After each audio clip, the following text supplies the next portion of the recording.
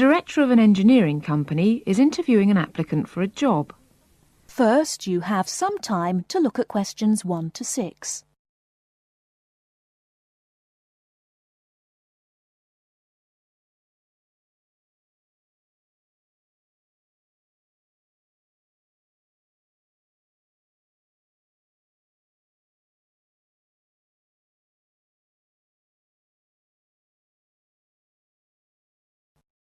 Now we shall begin. You should answer the questions as you listen, because you will not hear the recording a second time. Listen carefully and answer questions 1 to 6. Good morning. It's Mr. Robinson, isn't it? Have a seat. Stephen Robinson. Yes. Is that S-T-E-V-E-N or P-H? It's V. OK. I've got your letter of application, but I need a few more details for the file. Now, you're from Manchester. What exactly is the address? Yes, it's Dynevor Gardens. That's D-Y-N-E-V-O-R. Prestwich. Thanks. And telephone? Well, it isn't mine, it's the landlord's, but I can be contacted. It's 483-250. Uh-huh. The landlord lives in, does he? Well, he has the flat downstairs, and he's a friend of the family anyway. I see. OK.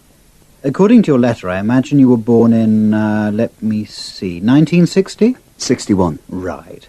And the date? 12th of July. Thank you.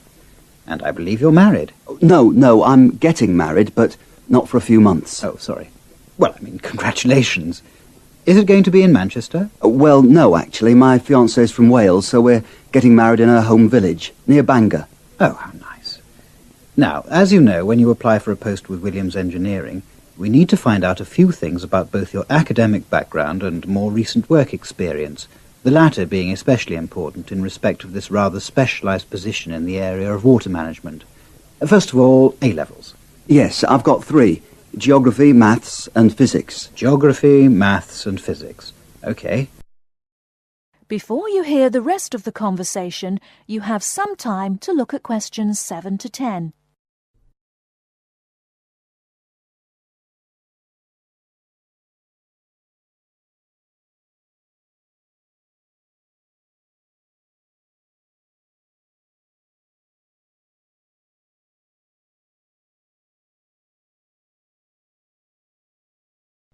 Now listen and answer questions 7 to 10.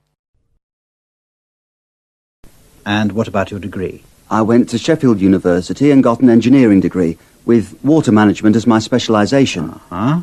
And as for work experience, I started out after graduating in 1986 in China, working for the Chinese government. Did you work as a volunteer? No, I did get a nominal salary. It was a 2-year irrigation project. That sounds fascinating. How did you organise that? You say it wasn't a British company, then? No. My university had links with a Chinese engineering university, so it was organised at that level. And after that? Then I came back, moved to Manchester, and have been working with Latimer Engineering since then. And what exactly are you doing for Latimer? Oh, I'm working in irrigation again, this time as a project research assistant. Great. I've got your details.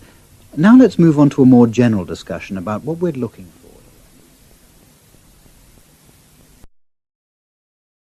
That is the end of part 1. You now have half a minute to check your answers.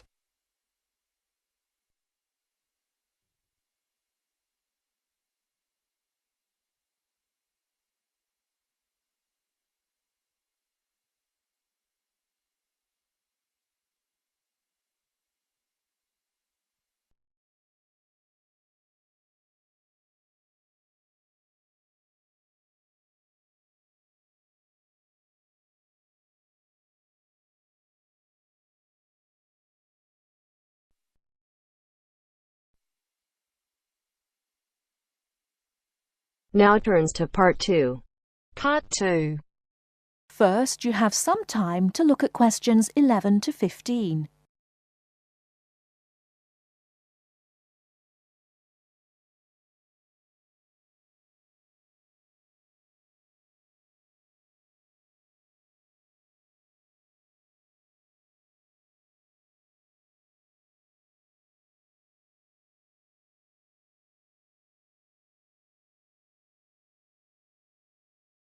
Now, listen carefully and answer questions 11 to 15. So, Enrique, have you started your research project on cities yet? I've done a bit of reading around the topic and made a few notes. But, if I'm honest about it, I really haven't done as much as I'd have liked to because I'm finding it a bit difficult. You don't know how relieved I am to hear you say that. I feel the same way.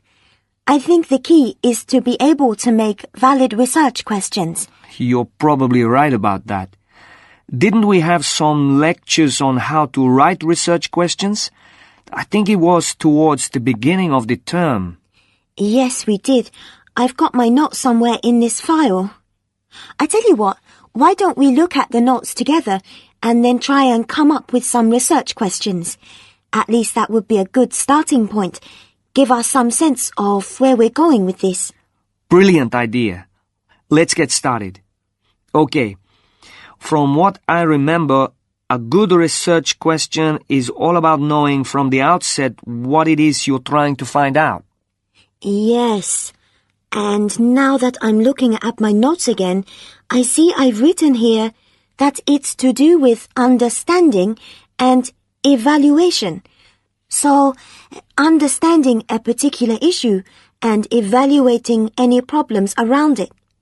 And of course, a very important part is not overlooking any research that has already been done.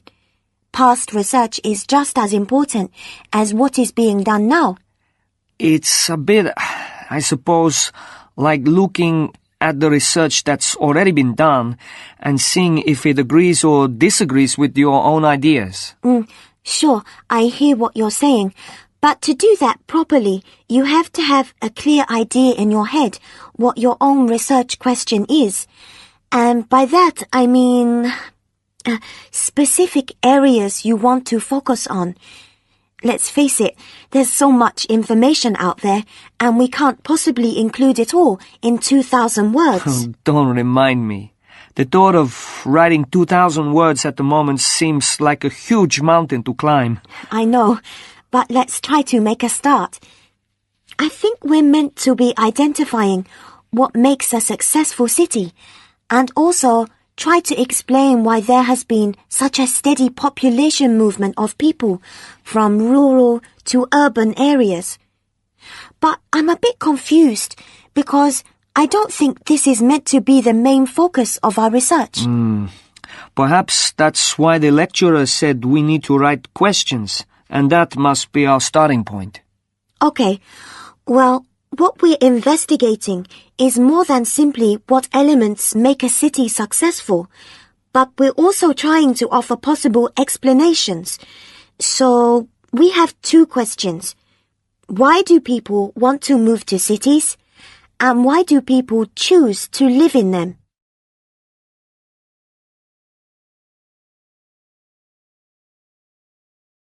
Before you hear the rest of the talk, you have some time to look at questions 16 to 20.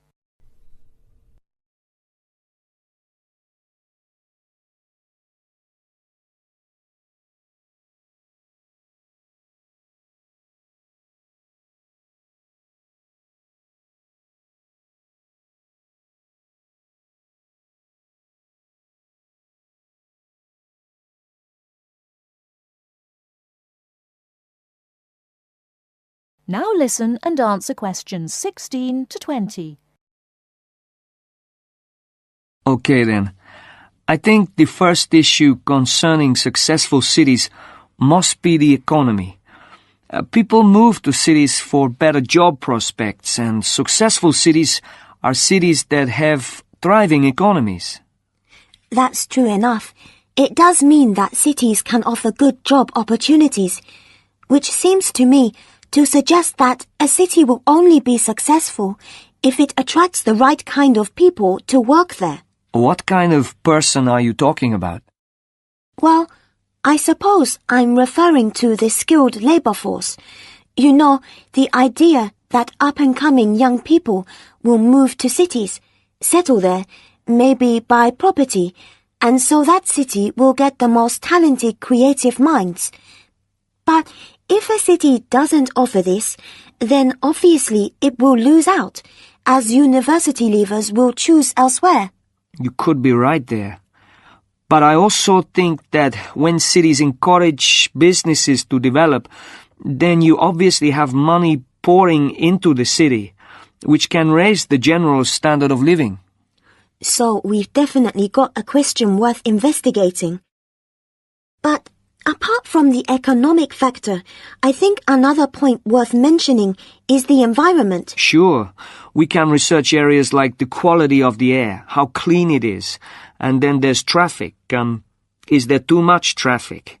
How is it controlled? And also the issues of noise pollution and how the city manages its waste. Oh, and I nearly forgot. The environment includes green spaces like parks. Those are all valid points, but I think you've overlooked the whole issue of beauty. Beauty? Are you sure? What's beauty got to do with the environment? Well, don't you think if you were deciding whether or not you would live in a city, your first impressions would be made with your eyes? So, the buildings in a city are really important. If the entire city looks like a concrete jungle, then it's unlikely to make people want to live there, is it? I think successful cities are those which have managed to strike a balance between old buildings and new ones. So, of course, you'd have some buildings reflecting more modern architecture, but others that haven't lost their character and still represent the past. You're right, actually.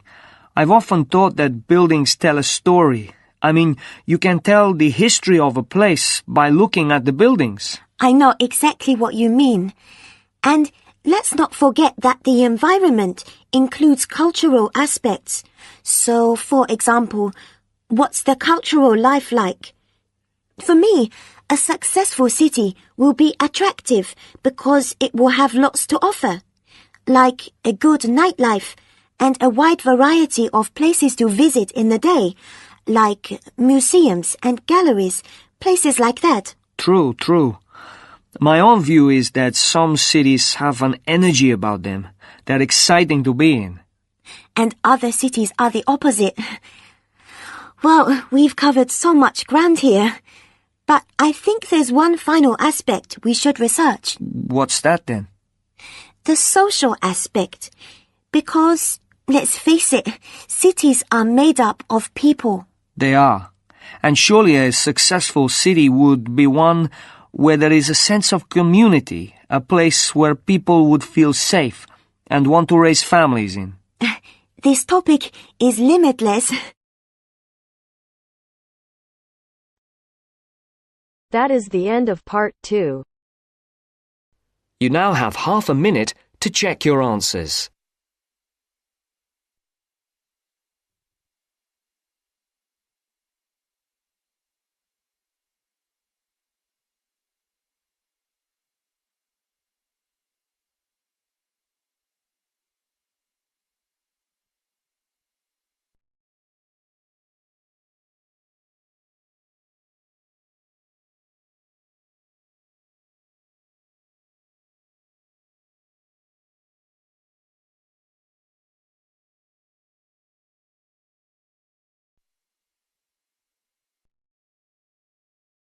Now turns to part 3.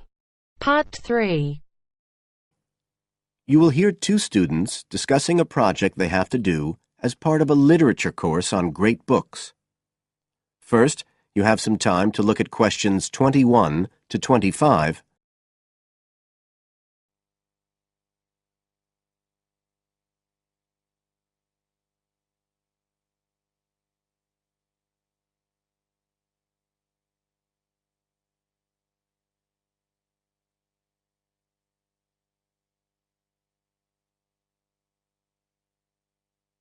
Now listen carefully and answer questions 21 to 25.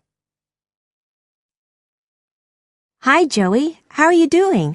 I heard you were sick. Oh, hi, Olivia. Yeah, I had a virus last week, and I missed a whole pile of lectures, like the first one on the great books in literature. where Dr. Castle gave us all the information about the semester project. I can give you copies of the handouts. I've got them right here. That's okay. I already collected the handouts, but I'm not very clear about all the details. I know we each have to choose an individual author. I think I'm going to do Carlos Castaneda. I'm really interested in South American literature. Have you checked he's on the list that Dr. Castle gave us? We can't just choose anyone. Yeah, I checked. It's okay. Who did you choose? Well, I was thinking of choosing Ernest Hemingway, but then I thought, no, I'll do a British author, not an American one. So I chose Emily Bronte. Okay. And first of all, it says we have to read a biography of our author. I guess it's okay if we just look up information about him on the internet? No, it's got to be a full-length book. I think the minimum length's 250 pages. There's a list of biographies. Didn't you get that? Oh, right. I didn't realize we had to stick with that. So, what do we have to do when we've read the biography? Well, then we have to choose one work by the writer. Again, it's got to be something quite long. We can't just read a short story. But I guess a collection of short stories would be okay? Yes, or even a collection of poems, they said. But I think most people are doing novels. I'm going to do Wuthering Heights. I've read it before, but I really want to read it again now I've found out more about the writer. And then the video. We have to make a short video about our author and about the book. How long has it got to be? A minute. What? Like 60 seconds? We got to give all the important information about their life and the book we choose? Well, you can't do everything. I wrote it down somewhere. Yes, Dr. Castle said we had to find or write a short passage that helps to explain the author's passion for writing, why they're a writer. So we can back this up with reference to important events in the writer's life, if they're relevant. But it's up to us, really. The video's meant to portray the essence of the writer's life and the piece of writing we choose. So when we read the biography, we have to think about what kind of person our writer is. Yes, and the historical context and so on. So for my writer, Emily Bronte, the biography gave a really strong impression of the place where she lived and the countryside around. Right. I'm beginning to get the idea. Before you hear the rest of the talk, you have some time to look at questions 26 to 30.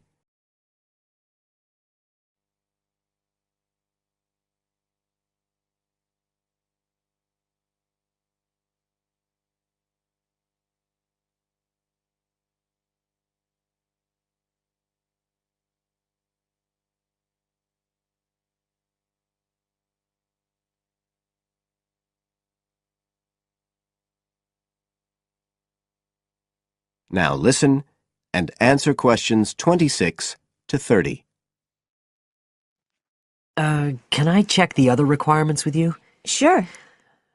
The handout said after we'd read the biography, we had to read the work we'd chosen by our author and choose a passage that's typical in some way, that typifies the author's interests and style. Yes, but at the same time, it has to relate to the biographical extract you choose. There's got to be some sort of theme linking them. Okay, I'm with you.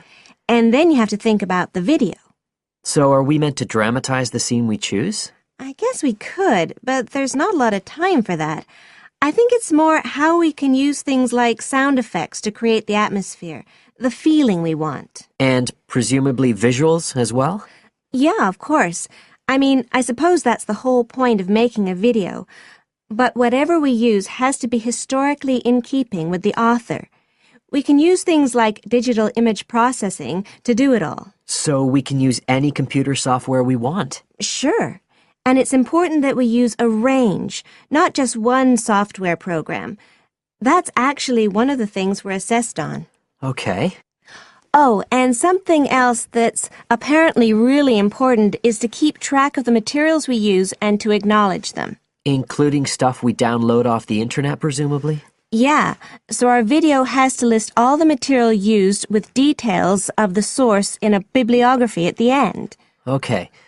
And you were talking about assessment of the project. Did they give us the criteria? I couldn't find anything on the handout. Sure. He gave us them in the lecture. Let's see, you get 25% just for getting all the components done. That's both sets of reading and the video. Then the second part is actually how successful we are at getting the essence of the work.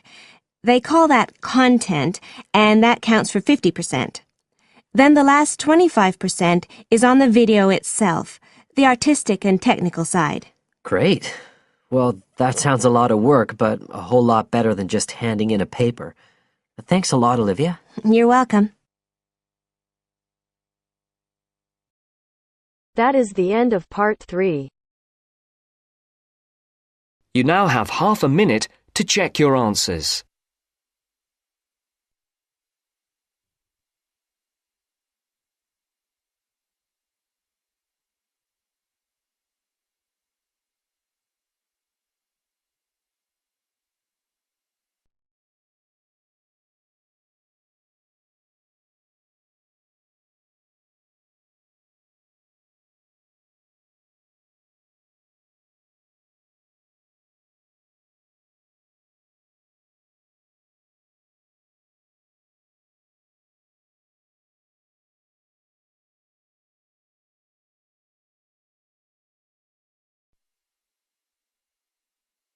Now turns to part 4.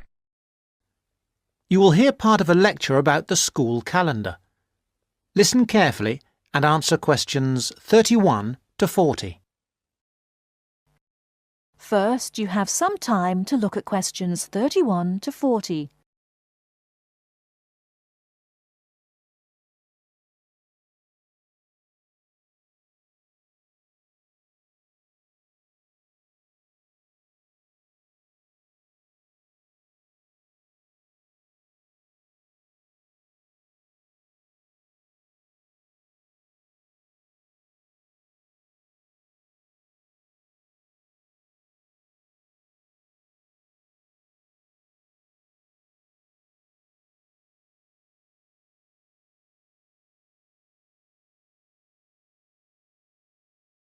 Now, listen carefully and answer questions 31 to 40.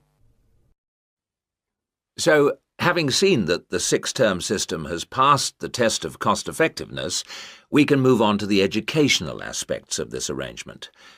Firstly, all the terms would be approximately the same length. Instead of terms up to 13 weeks, which we have now, there could be a repeating pattern of 7 weeks of term time plus 2 weeks of vacation. This would be repeated 6 times per year. How does this affect the effectiveness of the educational provision? The most noticeable result would be that the very long summer holiday would be reduced in length. This byproduct of the six-term system could be beneficial. There's plenty of evidence of huge learning loss by pupils during the summer holidays. By learning loss, we mean the amount that pupils forget or lose during a holiday break.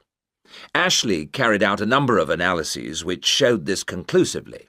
He investigated 39 studies examining the effects of summer holidays on standardized test scores. His analyses indicated that summer learning loss equaled 2 weeks to 7 weeks of instruction. On average, children's test scores were 3 weeks lower than when they left school in the previous term. He also found differences in the learning loss effect according to subject. The subjects he analysed were reading, writing and maths, and he found that the effect was greatest in maths and reading. Furthermore, although all social groups experienced roughly similar learning loss in the field of maths, the studies found that disadvantaged children showed even greater losses in reading skills. So, the problem of learning loss in traditional schools is clear. However, the results of studies into the six-term system and learning loss are ambiguous. Marchmont found that pupils in six-term schools maintained their test scores after the shorter holiday period. This is certainly an improvement on the traditional system where, as we have seen, pupils perform worse after the summer break. Benson, however, found no differences between those in traditional schools and on the six-term schedule. It would seem reasonable that if long holidays result in learning loss, then shorter holidays should result in less learning loss. So we await the outcome of further studies. Historically, of course, everyone knows the reason for our system of 3 terms per year. In days when agriculture was of much greater importance in our working lives, it was essential that the children helped with the harvest. Later on, this changed, and more people moved into the towns. But then there was a new problem. Before air conditioning, it was very impractical to try to teach children in the summer months. Nowadays, that's no longer a barrier. One way of providing something different is the summer school. Here, there is a completely different kind of educational provision. Cooper and others investigated 93 summer schools and the results they achieved. They all had a positive effect on learning. Most summer schools, of course, have small classes, and class size was shown to have a positive effect. Additionally, summer school children usually benefit from a great deal of parental support, not least because payment of fees is involved, and this, as so often, was shown to produce very good outcomes. Results were most impressive, in maths in general. That is the end of part 4. You now have half a minute to check your answers.